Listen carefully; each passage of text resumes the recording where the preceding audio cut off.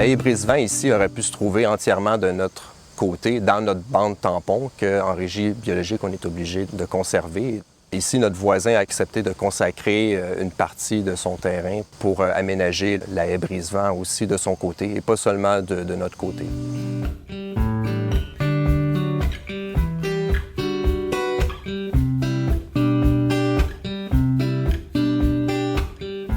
Notre voisin, qui est impliqué dans plusieurs projets de bandes riveraines et tout, connaissait l'organisme de bassin versant de la rivière Richelieu, ici le Covabord. Puis c'est lui qui, en voyant qu'entre voisins ici, entre régie conventionnelle et régie biologique, on avait une bande tampon, qui a décidé il nous a proposé en fait de faire une haie brise-vent, puis de partager, en fait, de la partager entre nous.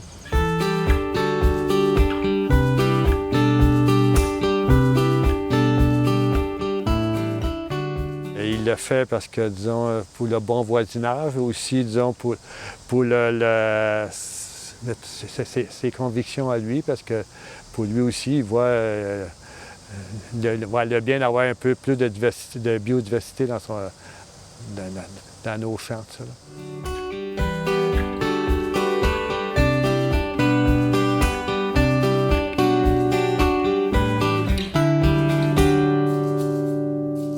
On a vraiment pris en charge un petit peu la préparation du sol, puis on s'occupe de l'entretien parce que pour notre voisin, c'est sûr que c'est lui qui fait déjà les plus gros sacrifices. Nous, ça nous a permis de partager les coûts de l'implantation d'une haie brise-vent. L'entretien consiste à faucher, à désherber autour du paillis de plastique qu'on a en dessous du brise-vent. Puis, il y a un petit peu de désherbage manuel autour des plants. On se contente à peu près d'une fauche par année pour le moment, que nous, on s'en occupe, étant donné qu'il y a plus de bénéfices pour nous, pour cet aménagement-là en particulier, que pour lui. Donc, c'est un peu notre façon là, de faire notre part aussi, là.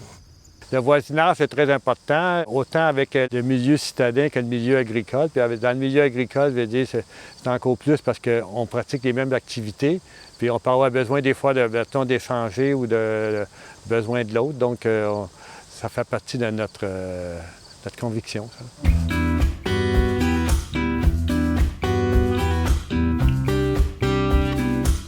Le projet a été géré par le Covabord, qui est l'organisme de bassin versant de la rivière Richelieu. C'est eux qui ont choisi les espèces à implanter, un peu la façon de le faire. On peut ensuite bénéficier là, des subventions avec Prime Vert. Puis après ça, il y a le programme aussi ALUS Montérégie qui, tant qu'on conserve le brise-vent, nous donne un montant annuel.